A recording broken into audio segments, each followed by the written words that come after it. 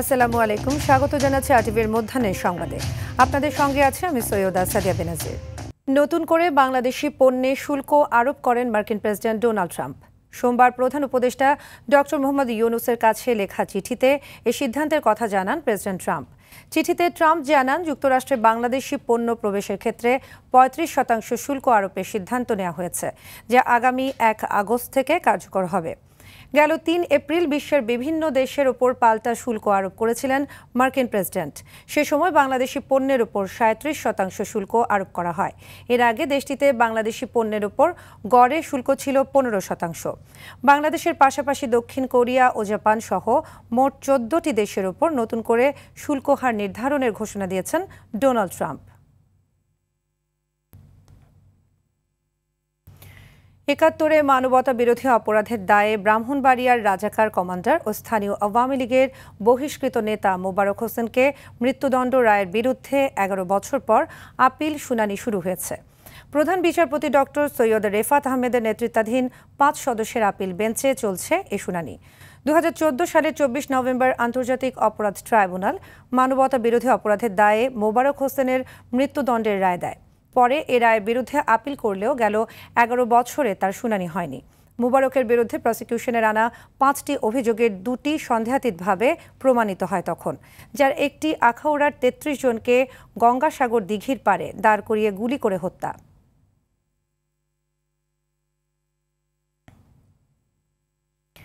রাজধানীর যাত্রাবাড়িতে ডাকাতি করার সময় ডাকাতদের আঘাতে বাড়ির মালিক ইসমাইল খান নিহত হয়েছেন। এ সময় গুরুতর আহত হন তার স্ত্রী সালেহা বেগম। সোমবার দিবাগত রাতে যাত্রাবাড়ির বিবির বাগিচা ইত্যাদি গলির একটি বাসায় এ ঘটনা ঘটে। পরে তাদের উদ্ধার করে ঢাকা মেডিকেল কলেজ হাসপাতালের জরুরি বিভাগে নিয়ে গেলে কর্তব্যরত চিকিৎসক পরীক্ষা নিরীক্ষা শেষে ইসমাইল খানকে মৃত ঘোষণা করেন। আহত সালেহা বেগমের জরুরি বিভাগে চিকিৎসা চলছে। এছাড়া নগদ টাকা, স্বর্ণালঙ্কার সহ মূল্যবান জিনিসপত্র নিয়ে পালিয়ে যায় ডাকাতরা। ডাকাত ঢুকছে, ডাকাতি কইরা যাওয়ার সময় মারধর হয়েছে, মারপিট হয়েছে। মেডিকেল আনছি মতন মৃত ঘোষণা করছে। আমার বাসার পিছনের জানালা দিয়ে লোক ঢুকছে। এখন কতজন ঢুকছে এটা আমরা আসলে এখনো শুরু হতে পারি না। আমাদের টিম কাজ করতেছে, আমরা অপরাধী অবশ্যই গ্রেপ্তার করতে সক্ষম ইনশাআল্লাহ। দর্শক, এই মুহূর্তে ডিএমপি মিডিয়া সেন্টারে আছেন সহকর্মী দীপন দেওয়ান, সরাসরি যুক্ত হচ্ছেন সেখান থেকে। দীপন, আমাদের জানাবেন যাত্রাবাড়ির ডাকাতির ঘটনায় এখনো কাউকে গ্রেপ্তার করা হয়েছে কিনা, আর ডাকাতির বিষয়ে পুলিশের বক্তব্য কি? যাত্রাবাড়ির ডাকাতির ঘটনায় এখনো পর্যন্ত কাউকে গ্রেফতার করা হয়নি। ভোর ৪টার দিকে যেহেতু এই ঘটনা ঘটেছে, এরপরে খবর পেয়ে ঘটনাস্থলে পুলিশ গিয়েছে এবং যিনি মারা গিয়েছেন তাকে খুব মুমূর্ষু অবস্থায় পাওয়া গিয়েছে এবং তার স্ত্রী তার পায়ের একটি রক কেটে গেছে বলেও জানা গিয়েছিল এবং তখন ঘটনাস্থল থেকে তাদেরকে পুলিশ উদ্ধার করে ঢাকা মেডিকেল কলেজ হাসপাতালে নিয়ে এসেছিল এবং সেখানে কর্তব্যরত চিকিৎসক এই বাড়িওয়ালাকে মৃত ঘোষণা করেন এবং এখান থেকে তাৎক্ষণিকভাবে মৃতর যে স্ত্রী সালেহা বেগম তাকে ঢাকার আরেকটি হাসপাতালে নিয়ে যাওয়া হয়েছে। ঘটনার পর থেকে সেই জায়গাগুলোতে ঘটনাস্থলের আশপাশে পুলিশ বিভিন্নভাবেই তদারকি করছেন এবং পুলিশের পক্ষ থেকে যেটি বলা হয়েছে যে এই ভবনটির সামনের দিকে একটি সিসি ক্যামেরা রয়েছে, কিন্তু ডাকাতরা সেদিক দিয়ে প্রবেশ করেনি। ডাকাতরা ভবনের পিছন দিক দিয়ে দোতলায় উঠে গ্রিল কেটে ঢুকেছে, যার ফলে ডাকাতদের এখনো পর্যন্ত সিসিটিভিতে কোনো ধরনের উপস্থিতি দেখা যায়নি। আর পুলিশ বলছেন যে এই ঘটনাটি তারা গুরুত্ব সহকারে দেখছেন এবং এই ঘটনাটি তারা বিশ্লেষণ করে যেভাবে দেখছেন, এখনো পর্যন্ত তারা যেহেতু এই ঘটনার অন্যতম একজন সাক্ষী সালেহা বেগম হাসপাতালে চিকিৎসাধীন রয়েছেন, তার কাছ থেকে সেভাবে কোনো ধরনের তথ্য পাওয়া যাচ্ছে না, যার ফলে ওই বাসায় ডাকাতির ঘটনায় কি পরিমাণ মালামাল খোয়া গেছে বা লুট করে নিয়ে গেছে, টাকা পয়সা, অলংকার, এগুলোর কোনো পরিসংখ্যান এখনো পর্যন্ত পুলিশের পক্ষ থেকে আমাদেরকে দেয়া হয়নি। তবে তারা এই ঘটনার সাথে যারা জড়িত তাদেরকে খুঁজে বের করার জন্য তদন্ত চালিয়ে যাচ্ছেন এবং তারা বলছেন যে হয়তো অচিরেই তাদেরকে আইনের আওতায় নিয়ে আসা সম্ভব হবে। সাদিয়া। দীপন, আপনাকে ধন্যবাদ। বরগুনা, বরিশাল সহ বিভিন্ন জেলায় বেড়েই চলেছে ডেঙ্গু আক্রান্তের সংখ্যা। একদিনে বরিশাল শেরেবাংলা মেডিকেল কলেজ হাসপাতালে ডেঙ্গু আক্রান্ত হয়ে 18 বছরের এক তরুণী সহ 2 জনের মৃত্যু হয়েছে। এ তথ্য নিশ্চিত করেছেন হাসপাতালের উপপরিচালক ডাক্তার এস.এম. মনিরুজ্জামান। বিভাগের 6 জেলায় নতুন করে আরও 154 জন আক্রান্ত হয়ে হাসপাতালে ভর্তি হয়েছেন। বিভাগীয় স্বাস্থ্য পরিচালক ডাক্তার শ্যামল কৃষ্ণ মণ্ডল বলেন, বরিশালে ডেঙ্গুতে আক্রান্তের হার উদ্বেগজনক। তাই এডিস মশার বিস্তার রোধে বাড়ির আশেপাশ পরিষ্কার রাখার তাগিদ দেন তিনি।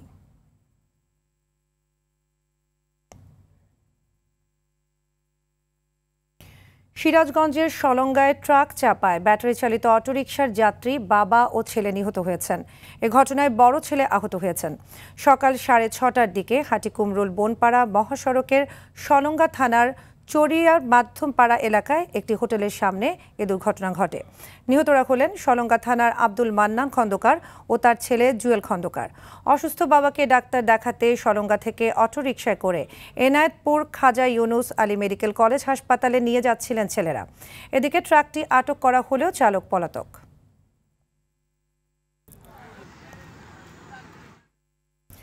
ভারী বৃষ্টিতে বরিশাল, নোয়াখালী সহ বিভিন্ন জেলায় জলাবদ্ধতা সৃষ্টি হয়েছে।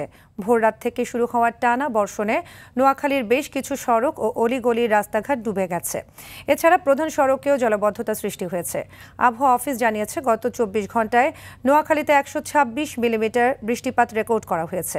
বরিশালেও পানিতে ডুবে গেছে মহানগরীর বিভিন্ন রাস্তাঘাট। এদিকে সাগরে লঘুচাপের কারণে ভোলায় ভোর রাত থেকে ঝড় বৃষ্টি সহ বৈরী আবহাওয়া বিরাজ করছে। বন্ধ রয়েছে ভোলা, লক্ষ্মীপুর ও মনপুরা ঢাকা রুট সহ অভ্যন্তরীণ 6 রুটে লঞ্চ ও সি ট্রাক চলাচল।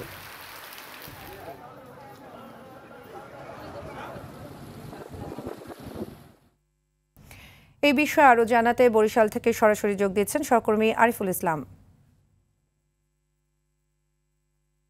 আরিফ, বৃষ্টিপাত ও জলাবদ্ধতার বিষয়ে আমাদের বিস্তারিত জানাবেন। জি সাদিয়া, ধন্যবাদ আপনাকে। আসলে গত 3 দিন যাবত বরিশালে কিন্তু একটানা বৃষ্টি হচ্ছে। তবে আমরা কিছুক্ষণ আগে বরিশাল আবহাওয়া অফিসের সাথে কথা বলেছি। তারা আমাদেরকে জানিয়েছেন যে গতকাল সকাল 9টা থেকে আজকে সকাল 9টা পর্যন্ত ভারী বৃষ্টিপাত হয়েছে। যে তথ্যটি আমাদেরকে তা দিচ্ছে যে মৌসুমী বায়ুর কারণে গতকাল সকাল 9টা থেকে আজকে সকাল 9টা পর্যন্ত 78.5 মিলিমিটার বৃষ্টিপাত রেকর্ড করা হয়েছে। এবং ইতিমধ্যেই বরিশাল যে সমুদ্র বন্দর, সেখানে 3 নম্বর বিপদ সংকেত এবং বরিশাল নদী বন্দরকে 1 নম্বর বিপদ সংকেত দেখাতে বলা হয়েছে। অপরদিকে তারা আমাদেরকে আরো জানিয়েছেন যে আজকে কিন্তু দিনভরে বৃষ্টি থাকবে। আর জলাবদ্ধতার যে বিষয়টি, ইতিমধ্যেই বরিশালের যে প্রতিটি সড়কে, বিশেষ করে প্রধান সড়কে কিন্তু হাঁটু সমান পানি জমেছে। আমরা এমনটি ঘুরে হয়তোবা দেখেছি এবং পরবর্তী বুলেটিনে হয়তোবা আরো বিস্তারিত দেখাতে পারবো। তো সার্বিকভাবে যেটি বলতে চাই সেটা হচ্ছে যে বরিশালের যে খালগুলো রয়েছে সেগুলো এখন বর্তমানে যিনি প্রশাসক রয়েছেন তিনি পরিষ্কার পরিচ্ছন্নতার আওতায় আনলেও কিন্তু দীর্ঘদিন যাবৎ সেগুলো কিন্তু অকেজ হয়ে পড়েছিল এবং ময়লা আবর্জনায় ভরে ছিল। ফলে সেখানে ড্রেনেজ ব্যবস্থা অপ্রতুল ছিল। বিধায় বরিশালের যে সড়কগুলো একদম একটু বৃষ্টি হলেই হাঁটু সমান পানি। আজকেও কিন্তু সেই দৃশ্যটি আমরা চোখে দেখেছি যে হাঁটু সমান পানি রয়েছে এবং যারা মধ্যবিত্ত এবং নিম্নবিত্ত পরিবারগুলো রয়েছে তাদের অনেকের বাড়িঘরে পানি উঠে গেছে। বিশেষ করে বরিশাল নগরীর পলাশপুর, মোহাম্মদপুর এলাকাগুলোর জনসাধারণ অবস্থা খুবই খারাপ অবস্থা বিরাজ করছে আমরা দেখেছি এবং অনেকে কিন্তু কাজে পর্যন্ত বের হতে পারেনি। তো গোটা কথা হচ্ছে যে নদীতে কিন্তু পানিও বৃদ্ধি পেয়েছে এবং পানি শহরেও হাঁটু সমান পানি বাড়তে শুরু করছে। কখন নাগাদ নামবে সেটা এখন পর্যন্ত নিশ্চিত করে আমাদেরকে আবহাওয়া অফিস বলতে পারেনি। সাদিয়া, এই ছিল বরিশাল থেকে এখন পর্যন্ত আমার কাছে। ধন্যবাদ আরিফ। যুক্তরাষ্ট্রের টেক্সাসে ভয়াবহ বন্যায় মৃতের সংখ্যা দাঁড়িয়েছে 104 জনে। এখনও নিখোঁজ রয়েছেন অনেকে। নিখোঁজদের উদ্ধারে চেষ্টা চালিয়ে যাচ্ছে উদ্ধারকারী দল। প্রবল বৃষ্টির ফলে গেল শুক্রবার টেক্সাস অঙ্গরাজ্যের স্যান অ্যান্টোনিও শহরের গুয়াদালুপে নদীর পানি বেড়ে এই বন্যা হয়। বন্যায় সবচেয়ে বেশি ক্ষতিগ্রস্ত হয়েছে কের কাউন্টি। সেখানে শিশুসহ অর্ধশতাধিক মানুষ প্রাণ হারায়। প্লাবিত হয়েছে বাড়িঘর, রাস্তাঘাট ও ব্যবসা প্রতিষ্ঠান।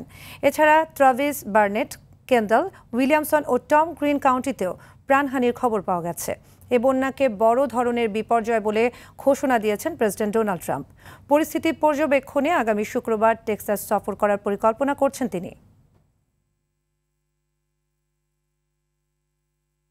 হোয়াইট হাউসে যুক্তরাষ্ট্রের প্রেসিডেন্ট ডোনাল্ড ট্রাম্প ও ইসরায়েলের প্রধানমন্ত্রী বেনিয়ামিন নেতানিয়াহুর মধ্যে বৈঠক চলছে। আলোচনায় গাজা ও তেহরান ইস্যু প্রাধান্য পাচ্ছে বলে জানিয়েছে সংবাদ মাধ্যম আল জাজিরা। এর আগে নৈশভোজে অংশ নিয়ে গাজাবাসীকে অন্যত্র সরিয়ে নেওয়ার ব্যাপারে নিজের ইচ্ছার কথা জানান নেতানিয়াহু। এ লক্ষ্যে যুক্তরাষ্ট্র ও ইসরায়েল একত্রে কাজ করছে বলেও জানান তিনি। এ সময় নোবেল পুরস্কারের মনোনয়নের জন্য ট্রাম্পের নাম আনুষ্ঠানিকভাবে সুপারিশ দেওয়ার কথা জানান ইসরায়েলি প্রধানমন্ত্রী। তবে চলমান আলোচনার মধ্যেই গাজায় হত্যাযজ্ঞ অব্যাহত রেখেছে ইসরায়েলি বাহিনী। গেল ২৪ ঘন্টায় উপত্যকাটিতে নিহত হয়েছে শতাধিক ফিলিস্তিনি। এক প্রতিবেদনে তথ্যটি নিশ্চিত করেছে তুর্কি বার্তা সংস্থা আনাদোলু এজেন্সি। কেনিয়ায় সরকার বিরোধী বিক্ষোভে দেশব্যাপী পুলিশের গুলিতে নিহত হয়েছে অন্তত ১১ জন, আহত হয়েছেন আরও বেশ কয়েকজন।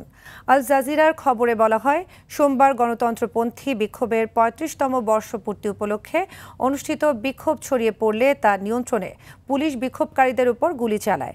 এতে অন্তত ৫২ পুলিশ কর্মকর্তা আহত হয়।